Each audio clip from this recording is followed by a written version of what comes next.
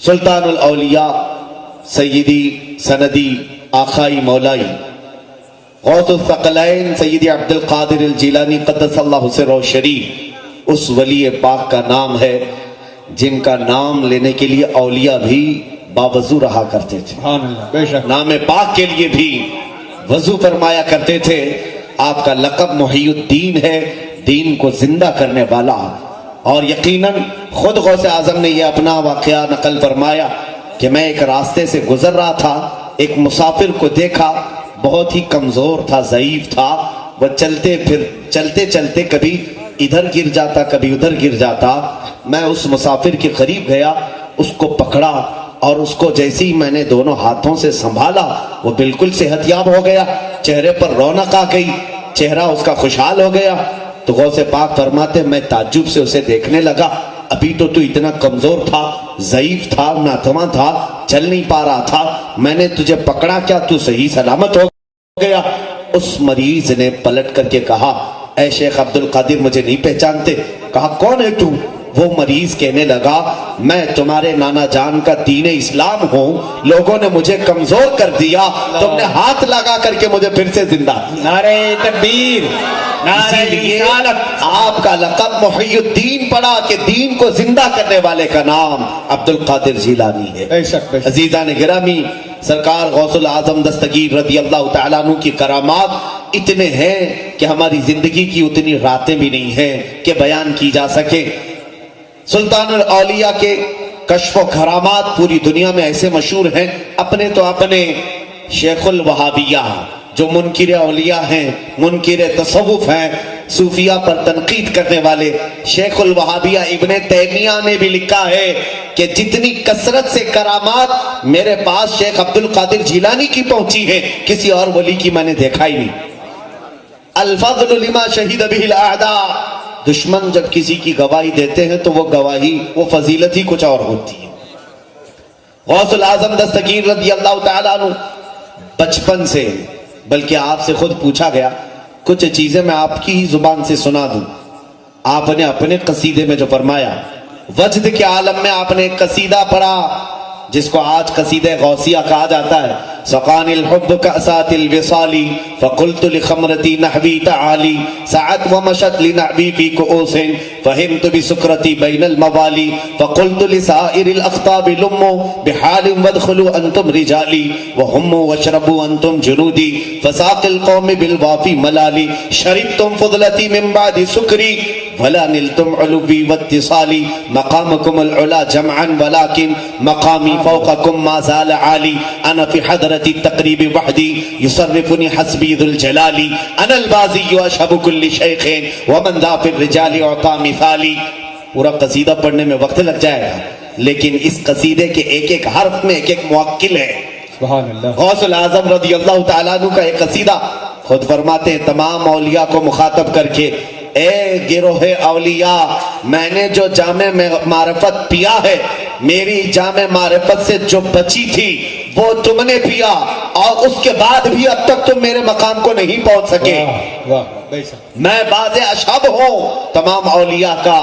حتیٰ کہ غوث العظم دستگیر رضی اللہ تعالیٰ عنہ یہاں تک فرماتے ہیں رب تبارک و تعالیٰ نے جو مجھے تاج پہنایا ہے کہ اگر میں اپنے دل کا راز کسی سمندر پر ڈال دوں تو وہ سمندر خشک ہو جائے گا. اللہ اکبر. اگر میں پہاڑوں پر ڈال دوں تو وہ ریزہ ریزہ ہو جائیں گے.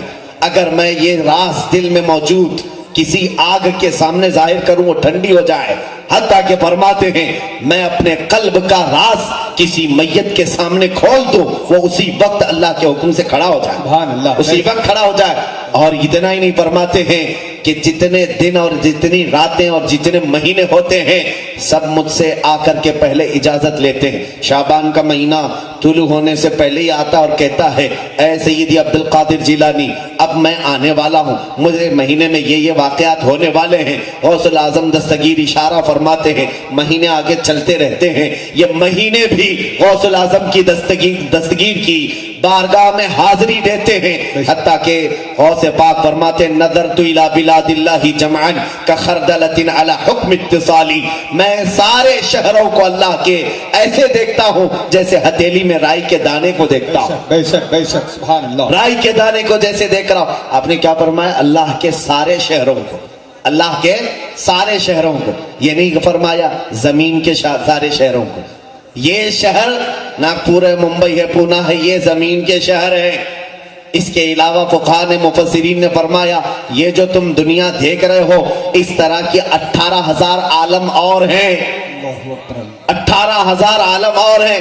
उन आलमों में कौन है, क्या है, कितने शहर हैं, हम में से किसको क्या मालूम? हमें मालूम नहीं, वो अल्लाह वाले जानते हैं। और गौसुल आजम दस्तगीर फरमाते हैं अल्लाह के जितने आलम हैं उसमें जितने शहर हैं सारे शहरों को मैं राई के दाने के बराबर देख रहा हूं। बेशक सुभान हम अल्लाह। जानते हैं आप गौसे पाक रज़ियल्लाहु तआला अन्हु, आपका नसबनामा, माँ की तरफ से भी आप सैयद हैं, बाप की तरफ से भी आप सैयद हैं। बेशक। मालूम होगा आपको रसूल करीम सल्लल्लाहु अलैहि वसल्लम के डायरेक्ट बेटे नहीं, डायरेक्ट पोते भी नहीं, डायरेक्ट पड़ पोते भी नहीं। तकरीबन 10 पुश्तों के बाद गौसे पाक का नाम आता है। 10 पुश्ते हैं गौसे पाक रज़ियल्लाहु तआला अन्हु, करीब करीब 10 और आगे पीछे। गौसे पाक रज़ियल्लाहु तआला अन्हु 470 के बाद की विलादत है आपकी, हुजूर के विसाल के, हुजूर सल्लल्लाहु तआला अलैहि वसल्लम के जमाने के 400 साल बाद की विलादत है। मैं यहाँ ये कहना चाहता हूँ मेरे अजीज, हुजूर की औलाद में से 10वीं पुश्त में आने वाला अब्दुल कादिर, 400 साल बाद आने वाला अब्दुल कादिर पूरी कायनात के शहरों को एक राई के दाने के बराबर देखता है, तो फिर रहमत आलम की निगाह का हाल क्या? जिंदाबाद। बहुत बेशक। उस रसूल मुख्तार सल्लल्लाहु तआला अलैहि वसल्लम की निगाह का हाल क्या होगा? फिर भी लोग कहते हैं उन्हें पीठ पीछे का इल्म नहीं था। माज़अल्लाह माज़अल्लाह। जालिमो, जाओ किसी वली के पास बैठो, तुम्हें पता चलेगा, वली तुम्हें पूरी दुनिया का सच्ची सैर करा करके बता देगा कि हमारी जो नजरें हैं ये रसूल मुख्तार के जमाल का एक जर्रा है, और उनकी नजरों को मौला ने क्या क्या दिखाया वो जाने और उनका मौला जाने। बेशक। क्या कहने हज़रत? जिंदाबाद जिंदाबाद। बहुत अज़ीज़ान गिरामी वक़ार, गौसुल आज़म दस्तगीर रज़ियल्लाहु तआला अन्हु से पूछा गया आपको कब पता चला कि आप वली हैं? कैसे पता चला, कब? फरमाते जब मैं बचपन में मदरसे जाता था तो मदरसे में हर दीवार से आवाज आती थी इफ़्सहू ली वलीयिल्लाह, इफ़्सहू ली वलीयिल्लाह। हर जगह से आवाज आती थी अल्लाह के वली के लिए जगह कुशादा कर दो, अल्लाह के वली के लिए जगह छोड़ दो। तो सारे लोग हट जाते थे और मैं बैठ जाता था। उस वक्त ये एहसास हुआ कि अल्लाह रब्बुल इज्जत ने कुछ खास इनायतें मुझ पर फरमाई। हत्ता के गौसे पाक माँ के पेट से वली हैं, वो पैदाइशी वली हैं। बचपन की बात आप फरमा रहे हैं। देखिए यहाँ पर ताजुल वरा और गौसुल वरा दोनों का इंतखाब क्या कहने? कैसे मिलाप है अभी मैं आपको बताऊं। औलिया की एक खास आदत ये है, दम जदन में ये इधर से उधर हो, उधर से इधर हो। क्या कहने? जहां में अहले ईमान मिस्ल खुर्शीद जीते हैं, इधर डूबे उधर निकले, उधर डूबे इधर निकले, अल्लाह। इनकी हालतें हैं। गौसे पाक रज़ियल्लाहु तआला अन्हु फरमाते हैं कि बचपन में मैं छत के ऊपर खड़ा था अपने घर के, हाजियों के काफिले गुजर रहे थे, हज के लिए जा रहे थे। दिल में हसरत हुई मैं भी हज के लिए चला जाता। हम भी तो हाजियों के काफिले देखकर तमन्ना करते हैं काश मैं भी पहुंच जाता। गौसे पाक फरमाते मेरे दिल में हसरत हुई, अभी मेरी आंखों से आंसू का कतरा मेरे रुखसार पर आया भी न था कि मैंने देखा आलम वजद में खाना काबा मेरे घर के इर्द गिर्द तवाफ कर रहा है। खाने काबा को मैंने अपने इर्द गिर्द तवाफ करते देखा। ये वो काबा नहीं जो सीमेंट और पत्थर से बने हुई काबे को, ये अहले बसीरत का काबा है जो अहलुल्लाह देखा करते थे। वो काबा औलिया के पास जाता था और गौसे पाक रज़ियल्लाहु तआला अन्हु ने अपने बचपन में देखा। इसीलिए इमाम अहले सुन्नत ने उनकी शान में ये फरमाया है, जहाँ सारे अख्ताब जहाँ करते हैं काबे का तवाफ, काबा करता है तवाफ दरे वाला थे। नारे तकबीर, नारे रिसालत, फैज़ाने गौस आज़म, अज़मते ताजुल औलिया, शाने ताजुल औलिया, अनवारे ताजुल औलिया, इसी तरह की बात ताजुल औलिया की बारगाह में भी। ताजुल औलिया یہ مجذوب صفت اور اس طرح جس کو کہتے ہیں کلندرانہ عادت ہے.